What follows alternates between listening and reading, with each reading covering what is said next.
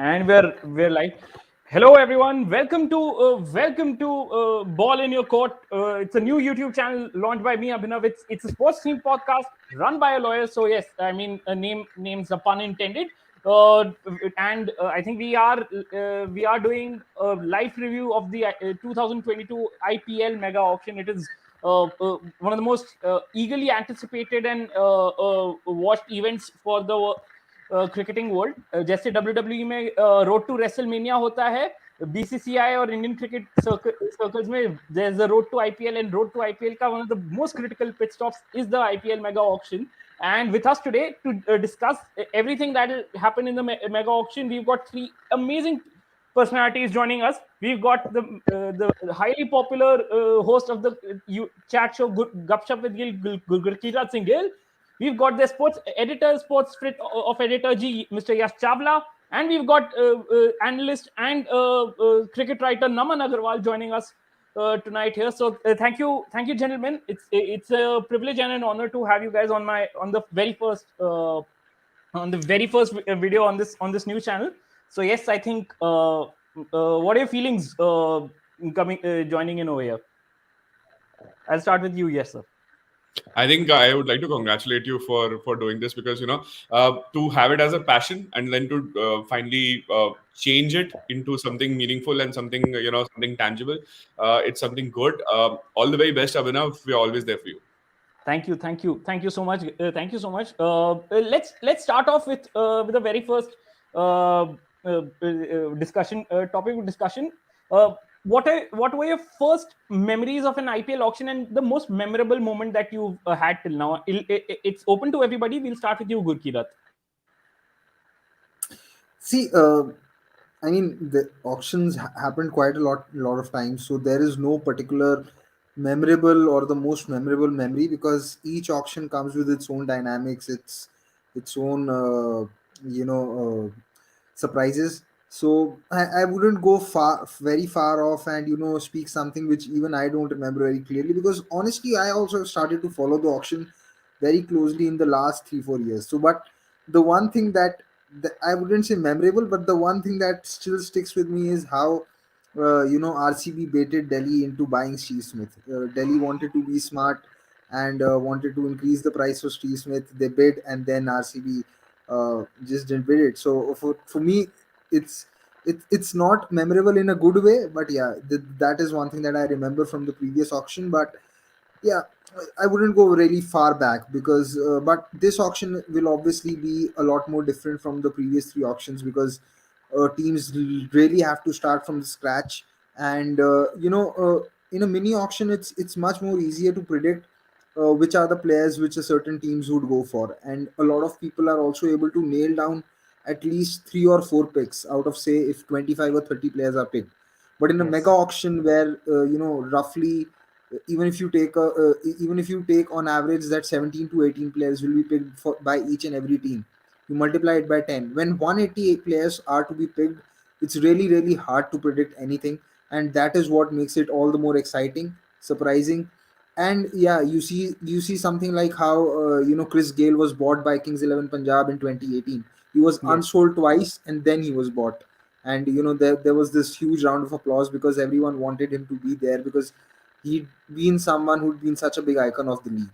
So these are the things you also look forward to, and let's see what we have this time. Your first memories and the that one auction moment that stuck with you till this to this date. Sorry, I lost your voice. It's just coming to you. I think Naman should go ahead anyway. Yeah, Naman, just go ahead. Just go ahead. Your most memorable auction moment till now. Yeah, so like I've been reading about the history of the IPL auction while preparing for this show. So I read, I saw the episode hosted by R. Ashwin with Richard Madley, the original auctioneer. Yes. So he talked about the very first IPL auction, which happened in 2008. Sadly, I have absolutely no recollection of that. I had no idea when that auction happened, how that happened. I only remember watching the very first IPL match. That was my very first memory of the IPL in itself. My first memory of the IPL auction dates back to the 2011 Mega Auction, where the first big Mega Auction happened after the inaugural auction. Yes. Again, I don't have any specific memories from that. I can't remember which team picked which player. Obviously, I can look back at the data and see that which team picked which player, but I don't have any recollection of those exact moments when I watched the auction. Uh, so that was my very first auction memory, and since then, every auction it has become a ritual in my house, where me and my father shared notes after every auction that which team has picked which player. We prepare Excel sheets and like do basic brainstorming. Me and my father. So that is how my journey with the IPL auction started as a fan. And Uh, as far as my favorite memory is concerned, again, like as Gurkirat Bhaiya said, there are like a lot of stuff has happened in the last few, decade or so. So it's hard to pinpoint at one a specific memory. But I like my personal favorite as far as I can recall right now would be watching Yuvraj Singh go for be the most expensive buy in two consecutive auctions. That I was and I am a big fan of Yuvraj Singh, the cricketer, and I used to be really like excited watching his name come up, and to see that he became the most expensive buy in two consecutive auctions was a fanboy moment for me. I yes. think Abhinav has gone Yeah. somewhere. Yes. Yes. Abhinav is Yes. back. Yes. Yes. So I think, yeah, great memories, Naman, and I think it's really sweet that you share your all these auction notes and data with your father. It's one of the sweetest things that can bond a father and son. Yes, sir, you've covered IPL auctions before. You've seen a lot of you've seen things in the auction before.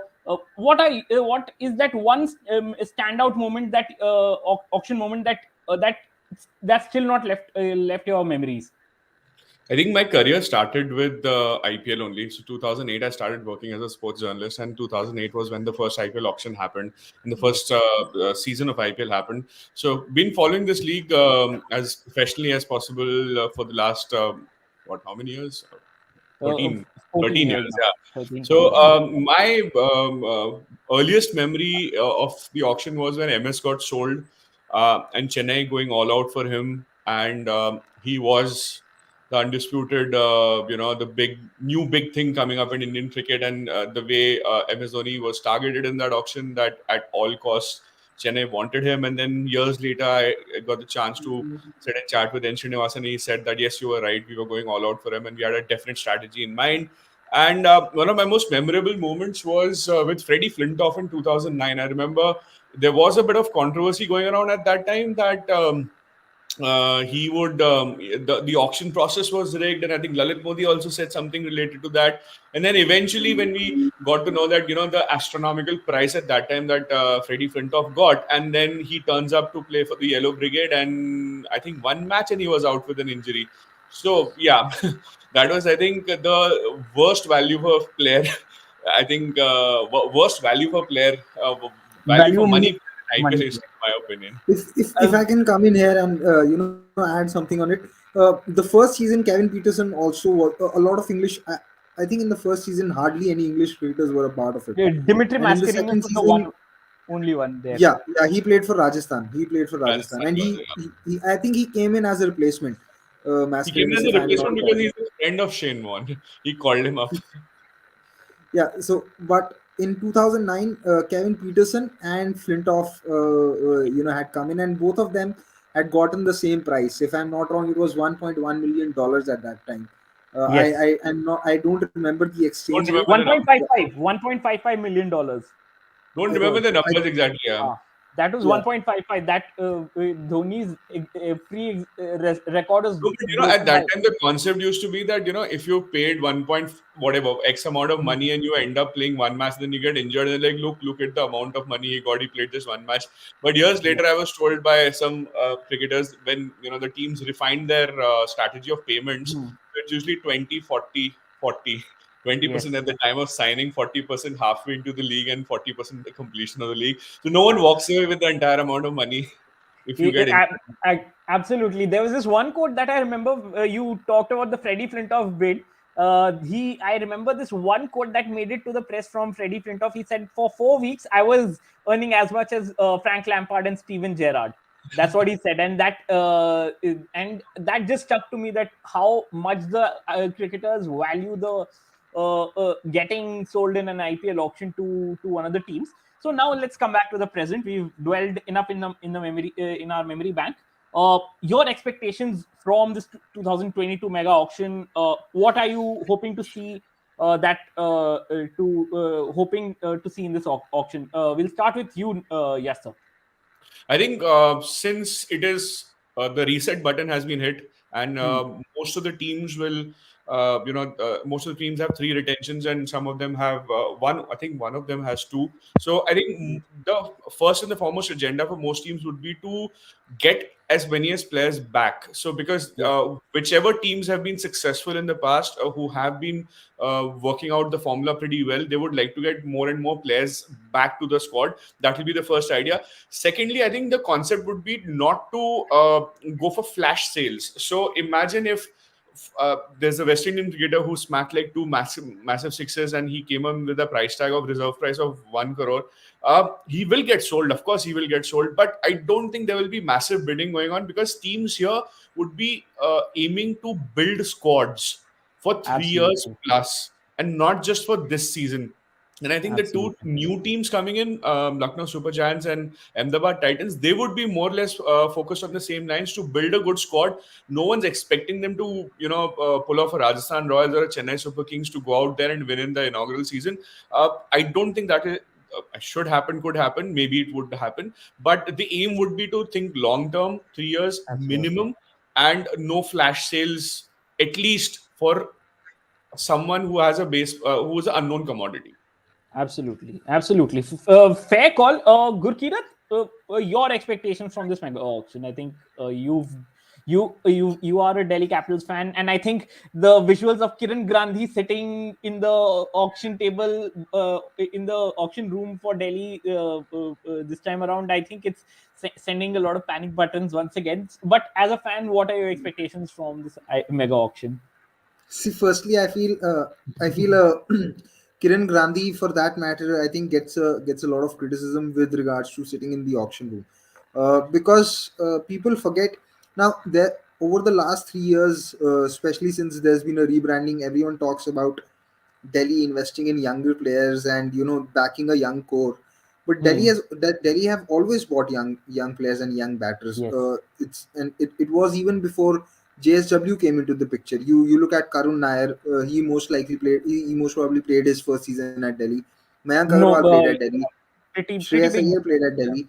Yes. There was Unmukh Chand who played at Delhi. There was Pradeep Yes. Sangwan who was played at Delhi. So Delhi's always looked to invest in youngsters. It's just that they've not been very good in terms of squad construction. You've Yes. pretty much between 2012 and 2018 they were just very youngster heavy.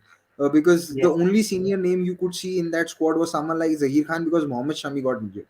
So they've Yes. always been quite youngster heavy. It's just that as there's been a dialogue by Yuvraj Singh, "Jab tak balla chal raha hai, tab tak ठाट hai." So when you Huh. got the results, everyone started, "Acha, now they have youngsters and everything," but they always had it.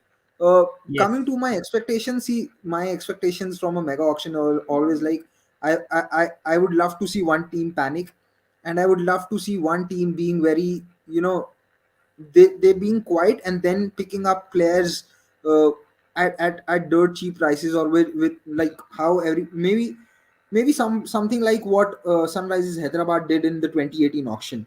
Them Yes. picking up Johnny Bairstow at 2.2 crore was a steal. Them Yes. picking, I In think they 20. picked Rashid at somewhere around seven. Eight, Uh, eight crore, 9 crore. They picked Rashid in yeah. 2018. So one I would love to see one team panic and buying players out of just sheer panic, and the other I would like to see is one team being very quiet and very smart about their buys. And Yes. then the best part that I love about the auctions is that whenever there's a break and the owners or someone from the benches asks, uh, what do you make of your buys? I I have never seen any any owner or any representative of any team say that they're not happy with the buys. they try and play it around. So I love those reactions part, because uh, sometimes you can see the disappointment on their face, but they're trying to hide it. And Exactly. some of the explanations that they come up with sometimes are just too good. So these are I the things remember that I this really one look forward in to. 2011 when Preeti Zinta was asked about some player. I think 2011 or 2012 auction, and she had a blank face and she just looked left and she's like, Please. So that is And something I really enjoy, because the reason why I'm saying this. So I once had a chat with Gaurav Sundaraman, who himself hmm, has worked with a lot of IPL teams and during the auction. So he said it that it's very difficult to get almost all of your first buys. In fact, even second buys are very difficult. So yes, if that is the case, then just to see how the owners and representatives navigate through questions is something which is quite fun. absolutely. Naman, you like crunching numbers, you like the data and all. As From that perspective, what are your expectations from this IPL Mega Auction? See, we see, like, no matter what kind of auction it is, we do see some kind of chaos, right? Be it a Yes, small auction or a mega auction. So since this is uh, I think the biggest auction in the last few years, uh, there is bound to be chaos, and I want to see a lot of chaos, to be honest. Like, just from a fan's point of view, I absolutely. there is a lot of chance of bidding wars happening. Yes, At least I would like to see like more than three to four bidding wars, where teams, like several teams, go crazy for a particular player. Like, yes, apart from that, I have one specific thing which I would like to see, that I would like to see Punjab Kings like form a complete all-round squad for once in their IPL history. I don't know if that will happen, but I really hope that for once they at least build a squad which looks good on paper. Forget about how they perform or what they do, but generally, after every auction, like when we compare teams, we have rarely put the Punjab Kings team at the top in terms of yes. squad balance and all. So that is one thing which I would like to see. That if not at the top, we at least get to put Punjab Kings squad in the top two after the auction completes. Fair call. We've got Crick BC over here in our live comments saying that I want to see one team driving up the price for an above average player and bailing out. That will be a very exciting thing to see, and there might be a bit of that happening. But before we go ahead, please do like, share, subscribe to the channel, and please join in the live comments. We are going to take your comments and your questions and have them answered right here by our experts. Now moving ahead, there are three teams that need a captain. RCB has seen Virat Kohli depart from the captaincy role. Punjab Kings don't really have an obvious captain. KKR has seen Owen Morgan depart. Uh, from from all the players that are there, which are the potential captaincy picks that you can see in these for these three teams, and really where do they who which captain do will fit the ethos of these three teams the best? We'll start with you, Gurkirat. Quite honestly, given you talked about these three teams, if you analyze them closely, uh, with RCB, ever since Mike Hessen came in, and if you Hmm. look at the last two seasons specifically, they've become more data oriented and they've become more numbers oriented. Uh, Hmm. you in the last two seasons you could see that even Virat Kohli was not being his usual self in terms of changing the 11s. He was also understanding why, and valuing the backroom staff. So you Yes. did not see a lot of hushed and rush changes. Okay, True. okay, with KKR, as we know, with Nathan Lemon, Brendan McCullum, the emphasis will always be on the data and the numbers, right? And the strategies will be chalked out on the basis of that. With Punjab Kings, I don't think even Punjab Kings know what the strategy is. But the impression that I got was that it was mainly again Anil Kumble running the show, because KL Rahul never seemed entirely convinced with what was happening or what he was speaking in the press conferences or post match. So, uh, if you see these three teams, the importance is that they are valuing the backroom staff and the backroom strategies a lot more than say some other team which actually would like to place their faith in a captain. So if I am at the auction table of these three teams, what I would look to do is first construct a robust squad. And if I think I have had a robust squad which sort of covers all the areas that I need to cover along with good backups, then I will make the best player as the captain, because eventually, if that is going to happen, given how these three teams are and how their setups are, there isn't really a point to look for a particular captain who you think can add leadership. And in my view, Absolutely. I don't think there is at this point of time, given most teams have retained their captaincy options. I don't think there is even a good candidate for captaincy who also makes it to the 11. You could argue that Manish Pandey is a good captaincy candidate, but does he make it to the 11 is a question that you need to answer, and you need to see if he can do that. So for me, it's a little hyped up debate. It is important, but I think constructing a squad is much more important than just buying a captain for the sake of captaincy. Well said. And we've got Azhan Khan saying that PBKS never have a strategy, echoing exactly what you said, and then what Richard Madley said in Ravichandran Ashwin's with the interaction which he had with Ashwin. Naman, I'll come to you. There are teams that need a captain. So, which are the captaincy picks according to you? Who might be suitable for, say, a Punjab, Bangalore, and KKR? Yep. See, among the three teams which need a captain, I think that KKR are at a major disadvantage given that they have the lowest purse remaining among these three teams. Yes. Punjab have 72 crores remaining, Hyderabad have 68 crores, and KKR have only 48 crores, which is 20 crores less than SRH. So if for example, if say Punjab and SRH decide upon a captain, if they think that they have fixed a captain in mind and they'll go after him, they are more likely than not to get that player because they have the purse for that. Whereas KKR, I don't think KKR can afford that. Fixing a captain and then fixing a player and then going after him, like no matter what the price is. I don't think that KKR can do that. So that will leave KKR in a disadvantage, and that will, I think, force KKR to build a squad, as Gurkirat Bhaiya said, build a proper squad. Forget about the captain first. Build a squad, cover all the bases, and then they'll most probably make the best player the captain. That is what I'm sensing the strategy for KKR is going to be. For Punjab Kings, they have retained Mayank Agarwal and Arshdeep Singh, I Arshdeep. think. Yeah. So they have a right-handed opener at the top, like a dynamic right-handed opener. They need preferably they need a left-handed opener to pair Mayank, right? And they need a captain. So I think they will most probably go all out for David Warner because he fits the requirements as a player in the team, and he's more than a good enough captaincy candidate as well. SRH qualified for 5 consecutive playoffs under his captaincy. So I think that Punjab Kings will most probably go all out for David Warner, and given that the purse which they have, they'll most probably get him, no matter what the competition is from other teams. Absolutely.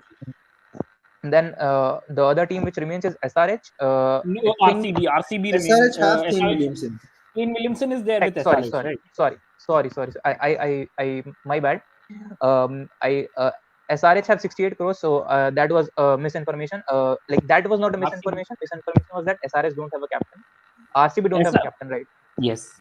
Yeah. So RCB they have 57 crores. They still have 9 crores more than KKR.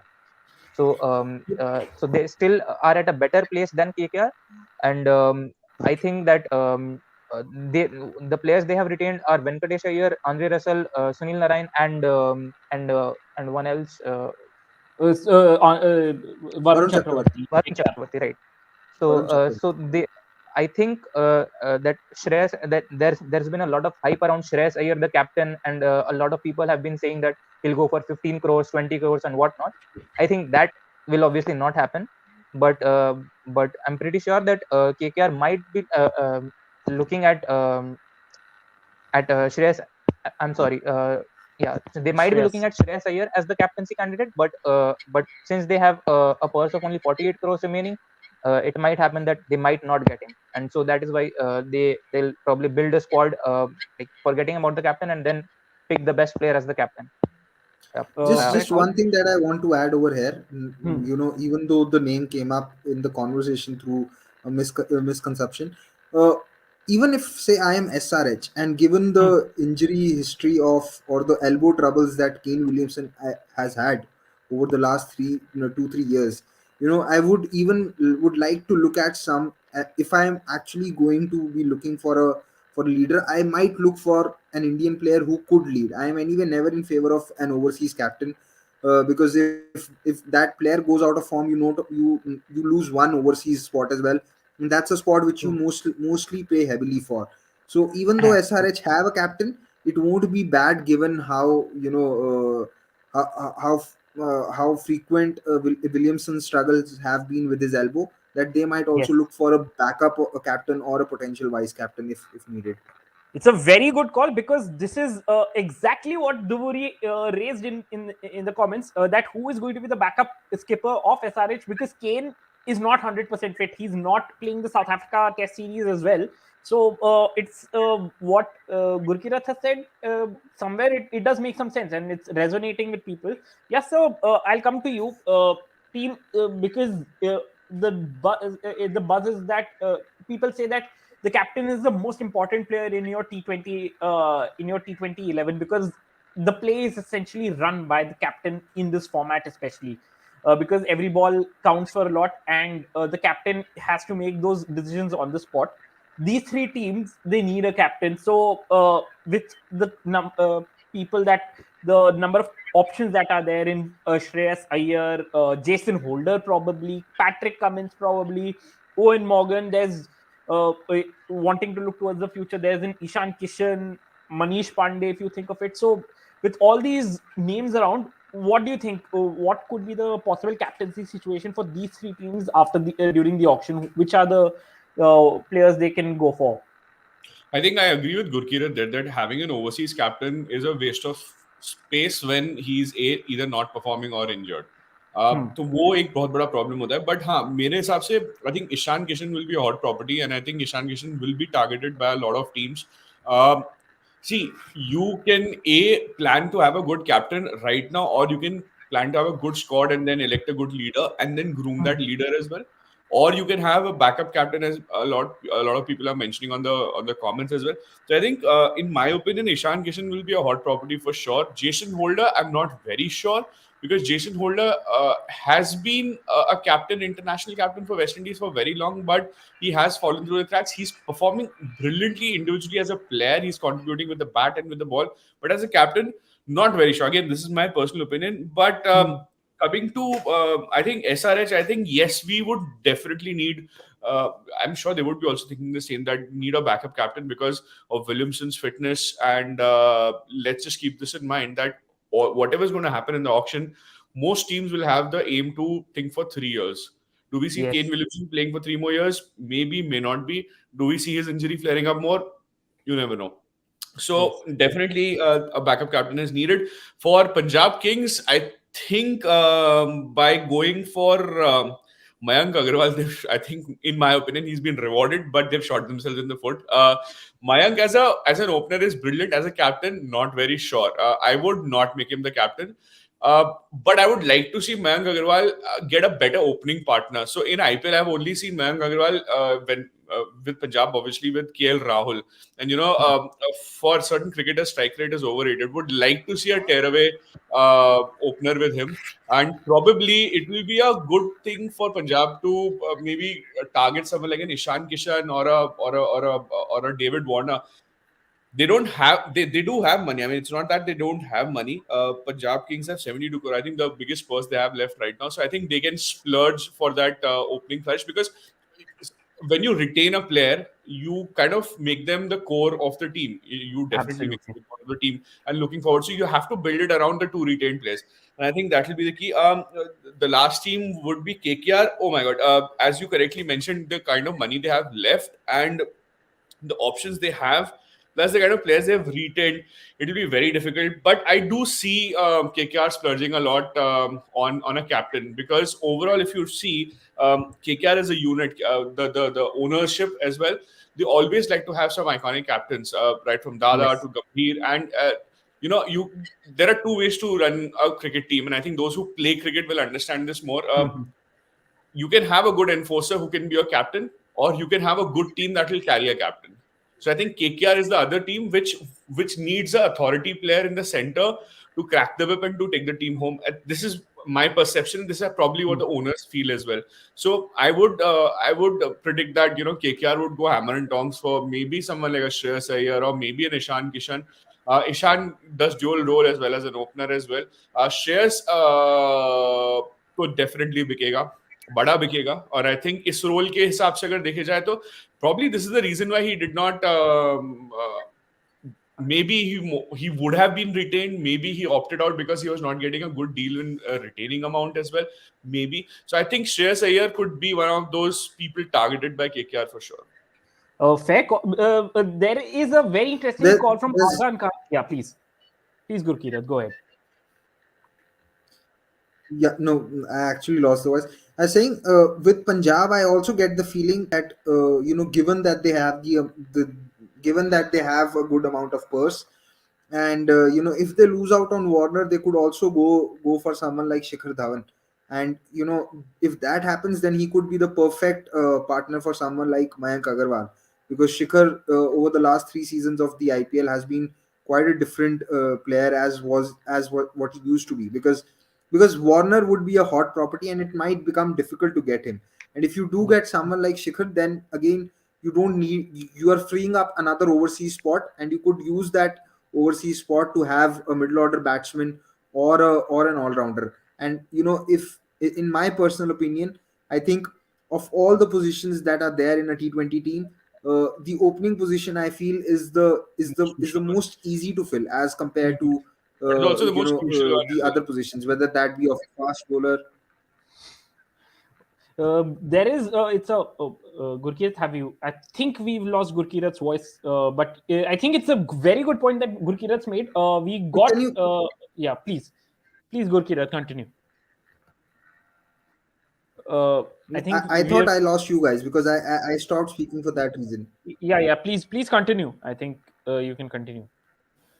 Yeah, so I was saying that they might look to get someone like Dhawan, who's also a sort of a senior pro, and then he can Yes. allow Mayank, maybe if they need it, to control the innings in the middle order, and he could be the dasher in the power play. So could be that It's way an as well.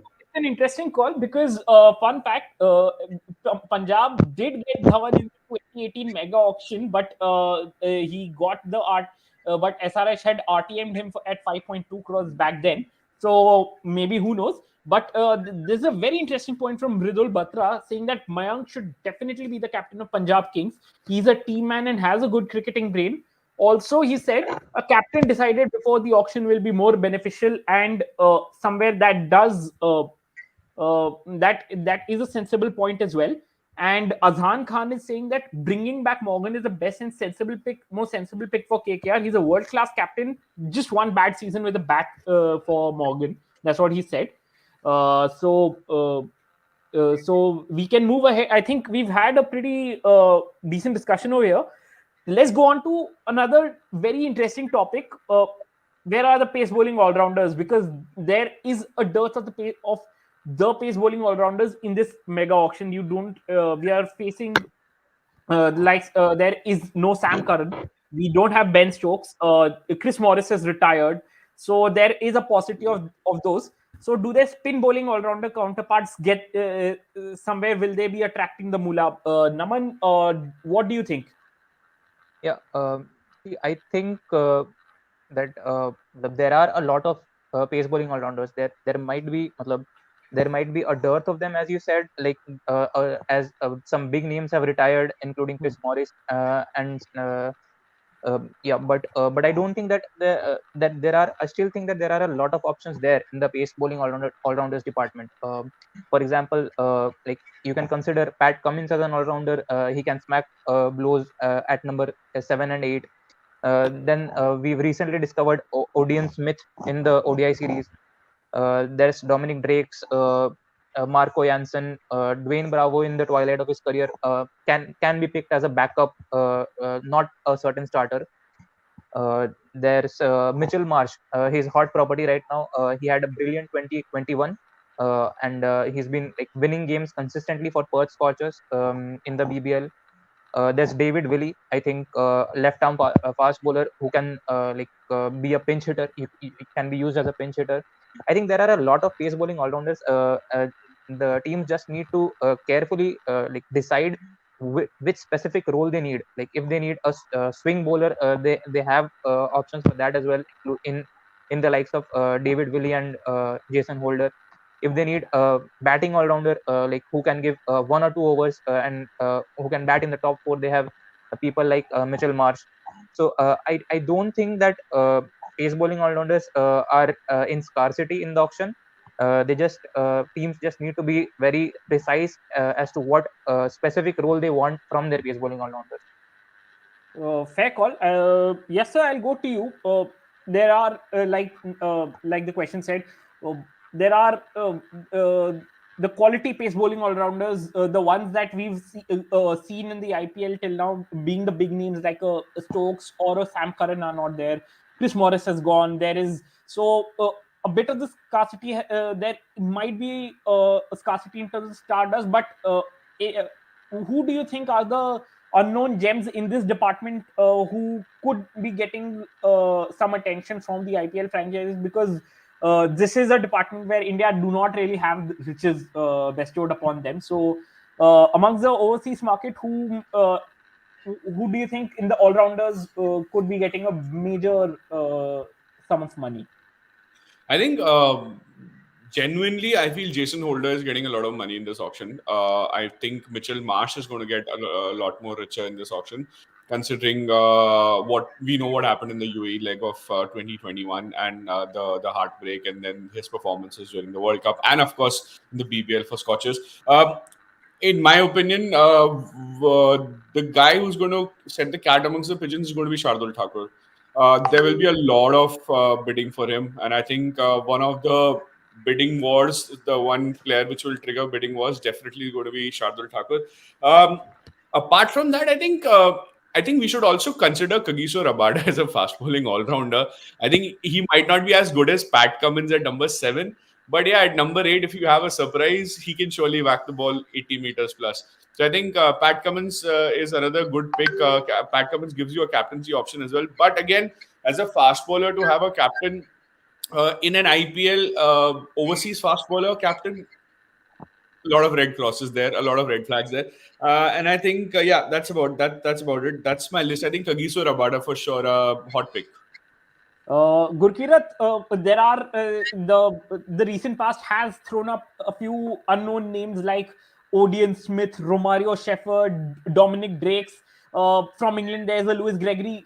David Willey has had a bit of a resurgence. The BBL saw the emergence of Hayden Kerr for the Sydney Sixers. So and then there are of course the spin bowling all rounders. What do you think? How big a tussle in that all rounder market will be? And there in the Indian market, there is a Deepak Chahar who has kind of come through in that regard as an all rounder, all rounder. So what do you think? As soon as you mentioned Hayden Care, I couldn't control, having a smile, because I strongly suspect, given how Ponting was talking about him during the IPL or during the BBL, that he might end up at Delhi Capitals. But see, we've already spoken of the pace bowling all rounders, but uh, I think there's another player who's going to get probably a lot of money, and that is someone like Vanindu Hasaranga. See, Yes, all rounder is important. It's not necessarily yes, that you need a pace bowling all pace rounder or bowling. a spin bowling all rounder, because you need someone who can give you that balance, who can add some value to the batting down the order, and then can give you overs. So there's going to be value with Vanindu Hasaranga. There's Washington Sundar as well. His bowling is definitely a given in this format. It would be on the franchisees to see how to get some batting value out of him. I had just tweeted yesterday that I think that if you need to get batting value from him, then you probably need to bat him in the power play. uh, or either open with him or batting in the top three, because that is how you might get value out of him with the bat, because he's not a power hitter.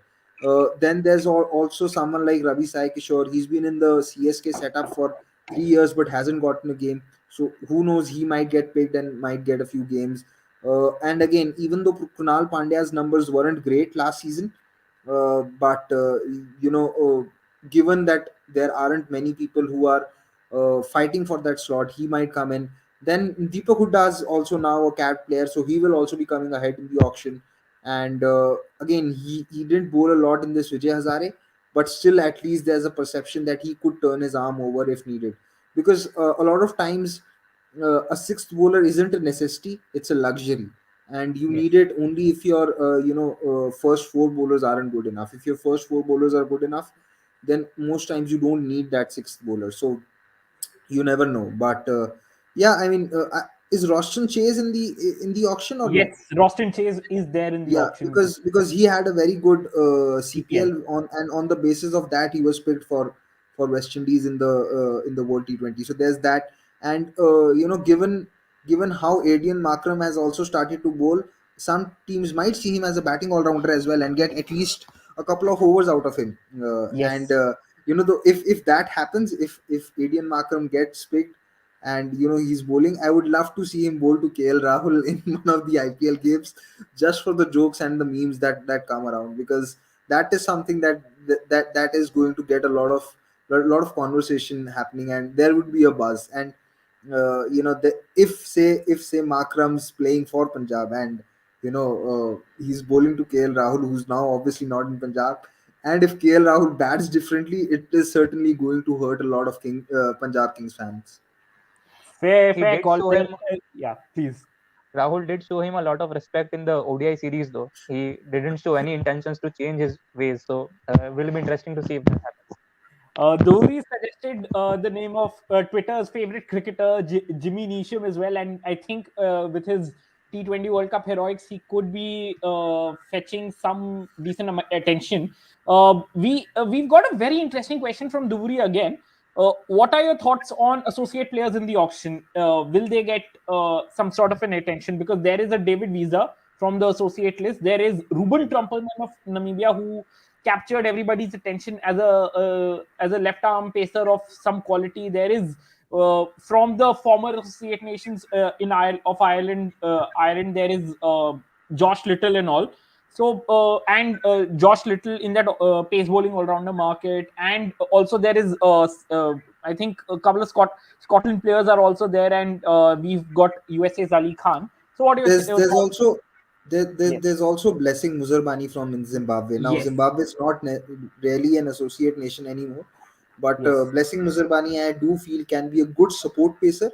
He can be yes, a backup pacer because he's done well in the PSL. He has a yes. good height, and if the IPL is going to happen in Mumbai and in Pune, Hmm. if Hmm. that is where it's going to happen, these are the pitches which assist a lot of bounce. And if Yes. if if, if a bowler can hit the deck and can get some bounce out of the pitch, then Blessing Muzerbani could be a good pick. So I would like IPL teams to get a few associate players. Joshua Little Yes. is one player that I really like.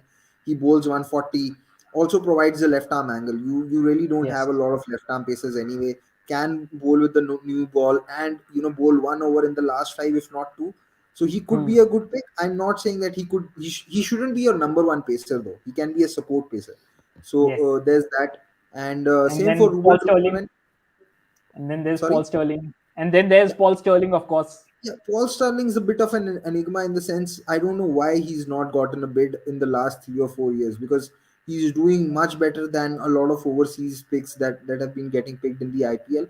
But I do suspect that this season or this auction we might see teams investing in going for Indian openers or local openers a lot more than say an overseas opener. Especially I don't see teams going for one-dimensional opening batsman, overseas opening batsman this time, because a lot of them struggle with spin bowling.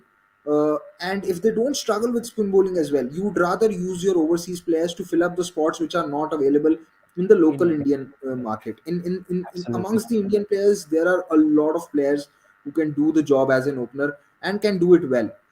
Yes. The fair point. Fair point. Yes, sir. What do you think? Associate players who are in the auction, should they be? Should IPL teams really be considering a decent bid on some of them? I think, as Gurkirat said, that they will be there. There could be a few investments here and there, but I don't see anyone specifically being picked specifically for your first playing 11. Support bowlers for sure. Paul Sterling, maybe. Uh, Not very sure about associate players. We've got an interesting question from Anirudh Iswaran saying that while Cummins, the bowler, isn't really the complete T20 bowler, he's shown massive improvements with the bat, of course. What price range do you expect him to go for? Because he went for a 15 plus bid in a mini auction. Mega auction dynamics, what do you think? One short prediction from you all on Pat Cummins. I think not this much for sure, because imagine 15 crores if someone eats up, that will be good 15, 18, 20% of the auction purse that you have. And for someone who is an overseas fast bowler to become a captain, not very sure if he'll go again anywhere close to 15 crores. I could be wrong. Uh, Naman, what do you think?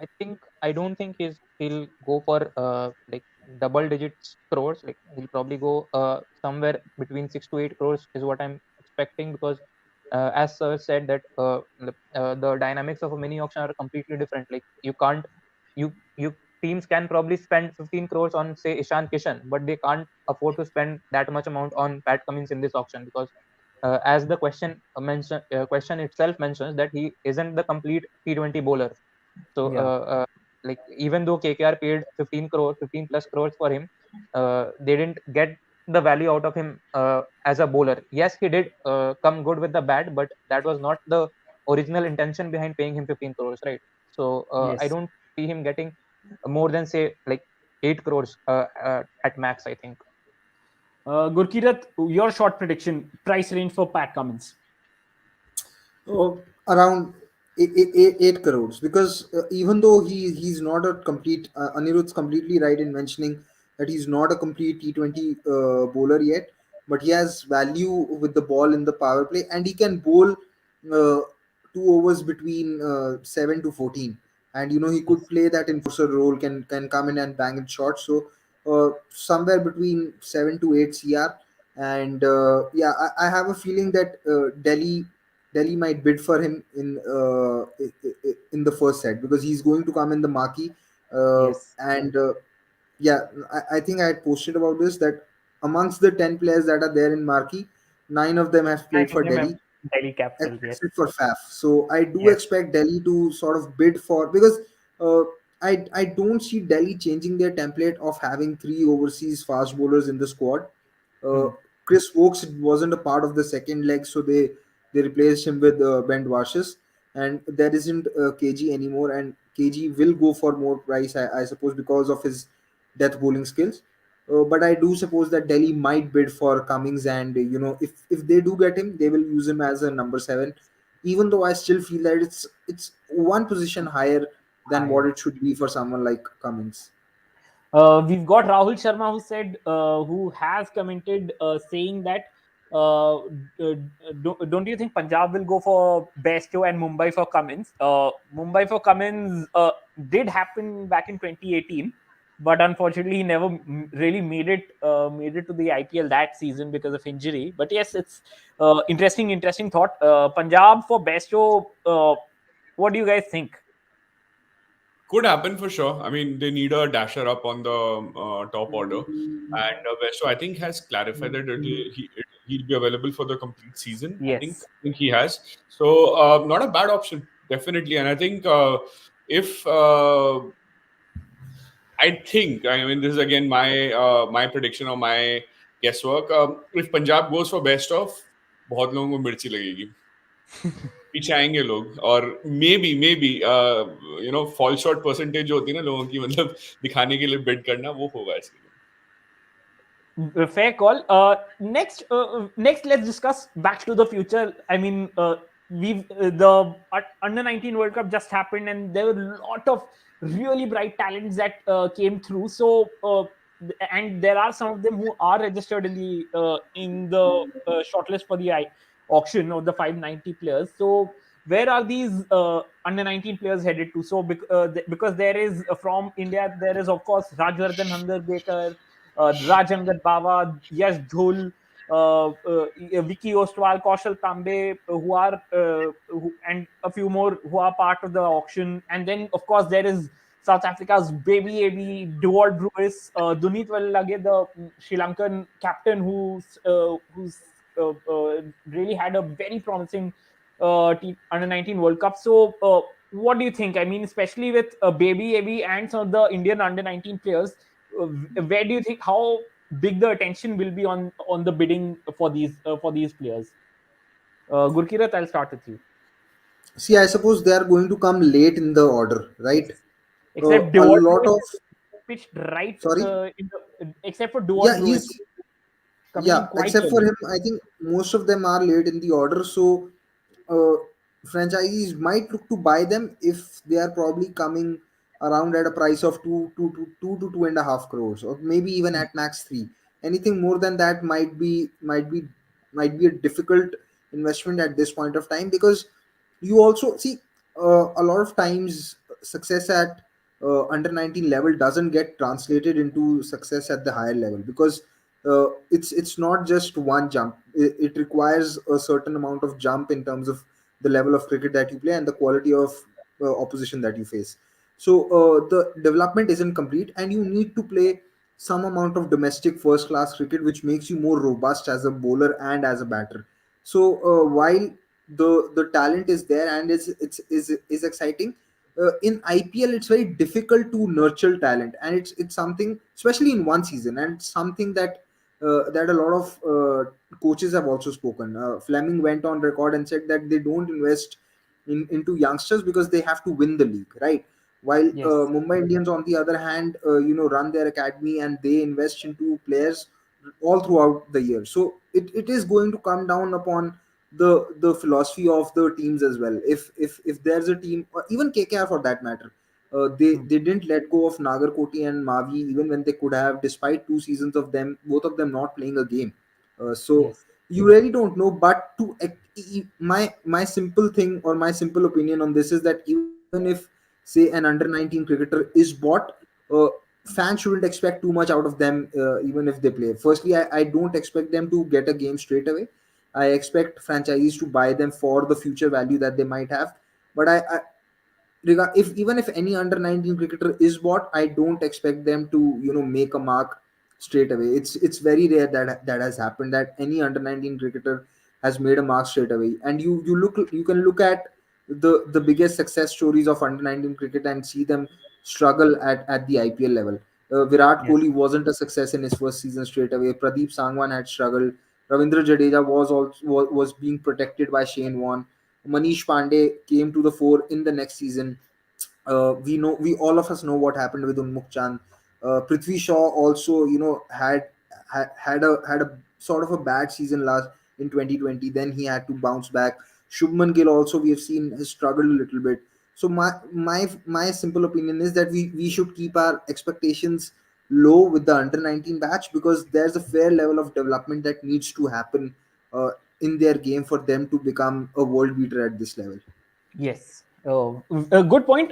Yes, sir. What do you think? Some I of think these while under I 19 while I players. agree there on certain bits with Gurkirat Badi, that कुछ difference तो है, कुछ नहीं, Hmm. definitely बहुत बड़ा difference है under 19 cricket versus IPL, which is as probably the same standard as international cricket, if not less.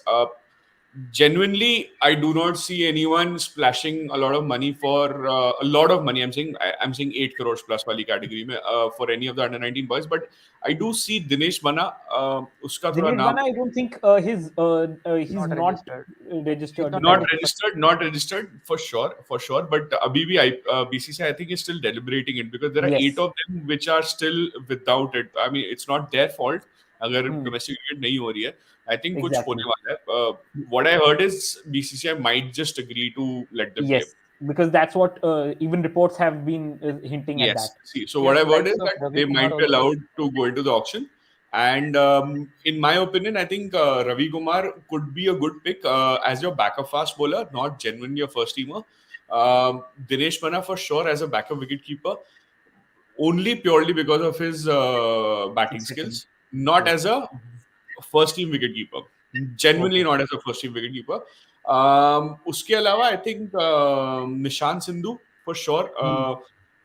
Could be traveling at least a year as a net bowler, at least one season as a net bowler. Might get a chance on dead rubbers or games which are not very crucial. So I think yeah, these three, and then it's IPL. Anything can happen.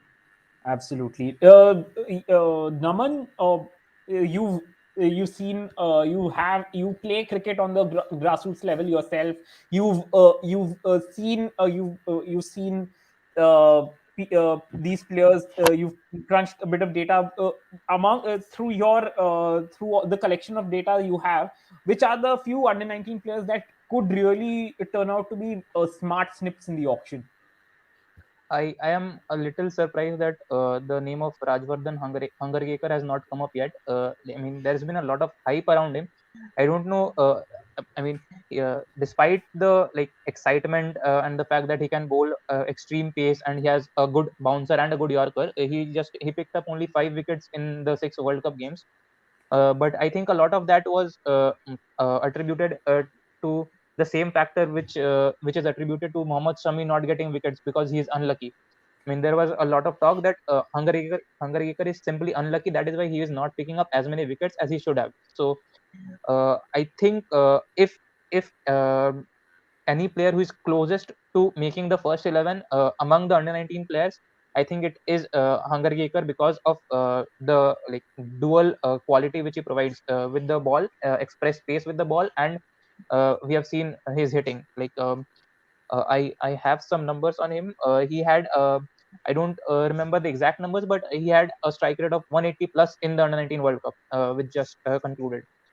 I think that Yeah, teams so, might go for him. Yeah. but I don't think they. I mean, of course, he'll be picked somewhere or the other. But first 11, मुझे तो नहीं लगता. नहीं नहीं मुझे भी नहीं लगता कि he'll straight away make it to the first 11, but हाँ. among the players जो भी है who are closest to making it to the first 11, if some main players are say not available, injured or something, the first among them, among the under 19 players who will probably make it into the first IPL 11 this season, I think is Hungergaker. No, I think Apart it will from be that, Nishan Sindhu.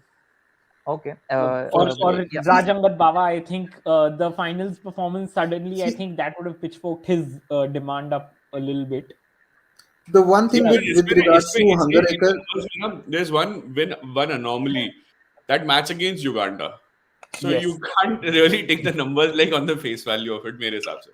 no, also Baba yes, yeah, go ahead, sir. from what I Yes, saw please. of Hungerakar, I felt that his big hitting was had a vibe of a tailender attached to it. It was very similar to how Umesh Umesh Yadav would Yadav. hit it. So I'm really not sure of his batting capabilities as of now. Probably need to see more, but yeah, from what I saw, I felt like it was more to resemble Umesh Yadav's style of hitting sixes.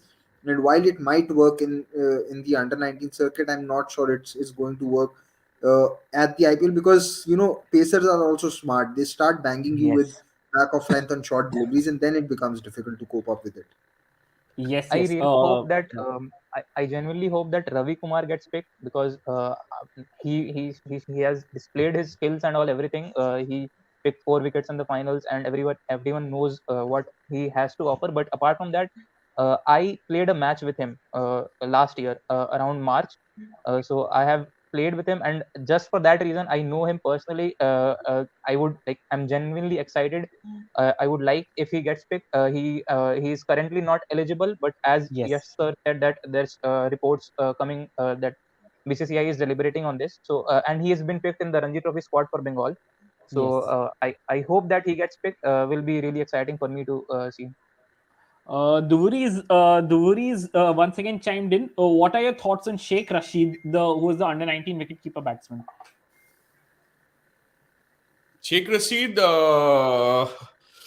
strike rate doesn't excite much for IPL auctions, for sure. Red ball player, in my opinion, or maybe in 50 over format, a lot of it would be around his strike rate. And I think Yes. he's one consolidator and कुछ पता नहीं यार मतलब at the end of the day disclaimer रखना चाहिए नीचे it's IPL auctions anything could happen. Fair call. I mean, Let's imagine if you have like 50 lakhs left in your Yes. purse and you're still wanting a player. खरीद लो, ले लो, बिठा लेंगे किसी और को भी. If Chiteshwar Pujara can get picked by Chennai Super Kings, then I'm sure Sheikh Rashid could be as well. So let's hop into the next segment, and we'll marry it to our predictions. So let's speak about some of the under the radar picks that you guys would feel need to be watched out for. So quick 3-4 names from each of you, and your predictions for who will be the most expensive player amongst the Indian and then the overseas players, and who are the ones who big marquee names that could be missing out on a bid. We'll start with you, Gurkirat. It's a very difficult one, honestly. Most expensive one as of now, you do feel could be Ishan Kishan, or probably Yes. even Shreyas Iyer. Even though I feel that in terms of skills, Ishan Kishan offers a lot more. Uh, then I think someone like Yuzvendra Chahal is going to get good money. There hasn't been a Yes. lot of debate and a lot of discussion about him because wrist spinners are hard to find, and yeah, he's been someone who's really been very consistent on one of the most difficult pitches to counter for any bowler in Chinnaswamy. So I think Yuzvendra Chahal is going to get more money than what people expect him to get as of now, and yeah. Uh, a lot is see if Avesh Khan plays tomorrow, then he might get more money. If he doesn't, then he will be coming very late into the order because he will remain uncapped. So yeah, yeah, so he might if he is coming late into the order, then he could be a steal for one of the teams where they might buy him for less than 5 crores because the other teams may not have the budget. But if he becomes capped tomorrow, then that might change. Also, Harshal Patel might get good money. So these are the few names that I think there hasn't been a lot of discussion about, but they could get good money. Uh, Under the radar picks, I am really not sure who or which players could be under the radar because with so much of data being there and so much of discussion that keeps happening, I really doubt if there is any under the radar pick left. Honestly, even if there is, then I don't know that. So that's that's what I'll say about under the radar picks. Yes, sir. Your predictions for this auction and the players that could we need to watch out for, especially amongst the lesser talked about names. Lesser talked about names, not very sure. Again, as Gurkirat said, a lot of data is there. Everyone knows everything about who are the big stars coming up. Maybe the baby AB Deol Brevis. He could be. Can you call him a lesser known player? Under 19 खेल के आया है वो भी. क्या वो खेलेगा IPL में किसी को भी नहीं पता. बट हाँ, big names going for big money. Ishan Kishan, Shreyas Iyer and Shahrukh Khan. I think Shahrukh Khan should not be discounted Yes. for anything that we know about him. I think 6 to 8 crores bracket, maybe plus, maybe जा सकता है, because I think with Shah Rukh Khan, it's not just the two Syed Mushtaq Ali titles that he comes with. He comes with a lot of hype as well, and I think that Yes. could work. Bidding war alert वो करवाएगा. Apart from that, Avesh Khan, I think, should be going to Rohit Sharma's room tonight before the big match, asking भैया खिला दो. Unless you have plans for me in Mumbai Indians, please मुझे खिला दो, so that मैं थोड़ा एक दो floor और बना लूँगा अपने घर में ऊपर.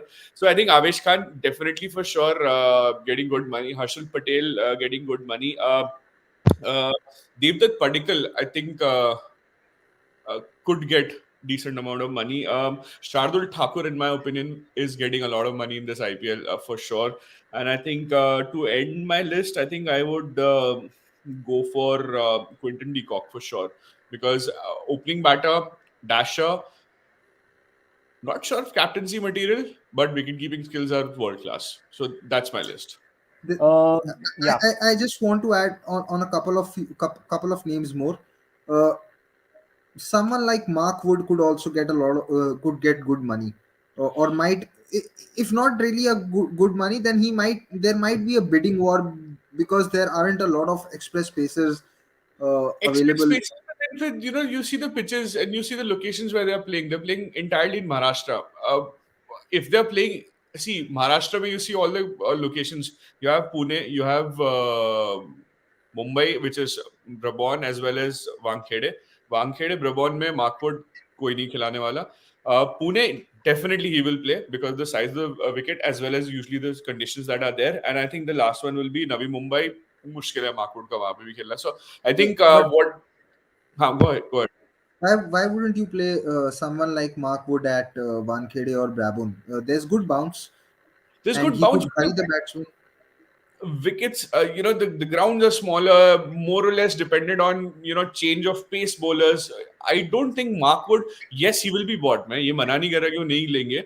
But keeping in mind the maybe the locations शायद नहीं. Maybe अगर pan India होता तो शायद खिला लेते या ले लेते उसको ज्यादा amount. We'll come to Naman. Your predictions and the players, lesser known players who could be getting a decent sum.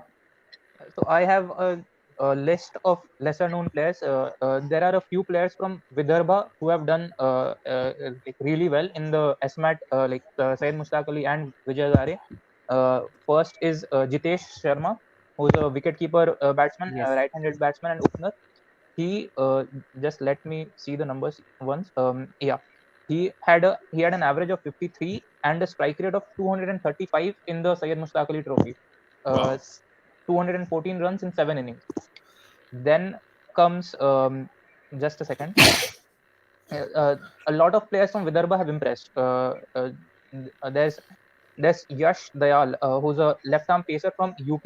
UP, He's yes. also been doing well, like consistently well in domestic. There's Yash Thakur from Vidarbh.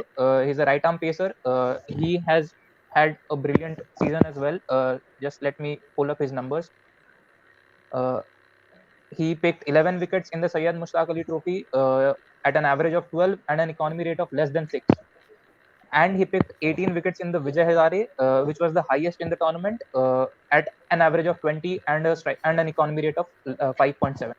So these are some of the domestic names which not a lot of people know about, as the segment is about players which not a lot of people know about. So they will they will not go for big money, but I think they'll surely attract bidders to fill key roles in the 11s.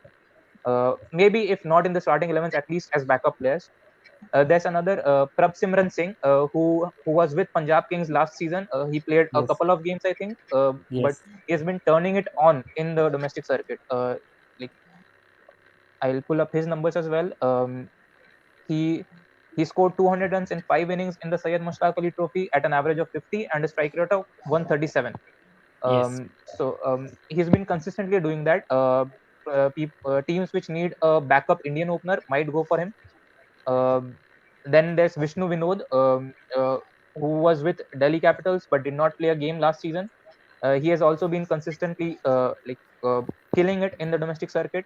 There are a lot of such names. I can go on and on, but these are the like few names which have elite numbers. Yes. I am confident that they'll get picked at least, if not go for big money. Now, coming to my predictions for the highest paid players, I think Ishan Kishan is surely at the top. Given the value he offers, he's a left-handed opener. He's an explosive opener. He is a wicket keeper. He can even bat in the middle order if required, and he can be looked at as a future captaincy material. So Yes. basically, a five-in-one player. I'm pretty sure that if not the highest paid, he'll at least go for somewhere around 12 to 14 crores. There's Johnny Bairstow, one name which we haven't mentioned yet, who I think will go for big money. There's Shreyas Iyer, the obvious candidate, Kagiso Rabada and David Warner. These are the my five picks for the top five most expensive players in this auction.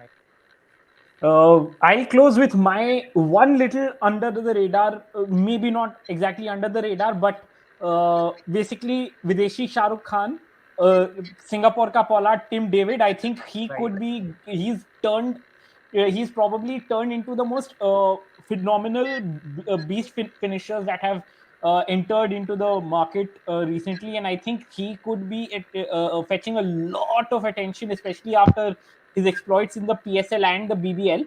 So I think with that, I think we will wrap up our I discussion for today. I So would Yep. yeah, please, Naman. Just getting a little excited. I would like to add a couple of more names which we haven't talked about in this show yet.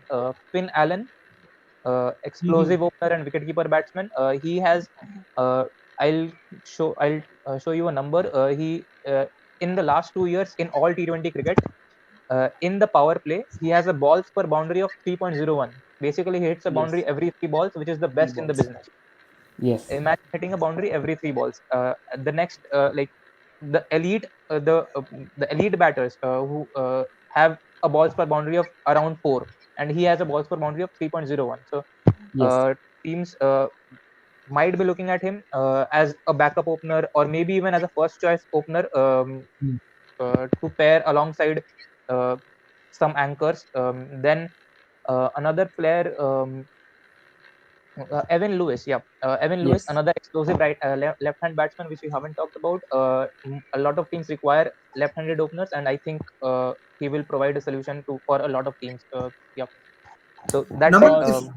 Naman, Uh, if I'm not wrong, I think Finn Allen was in with RCB RCB. last season. I think he Yes, was got Yes, he was in brought in that. as a replacement, right? for Probably Josh for Yes, Josh Philippe. yes, Philippe.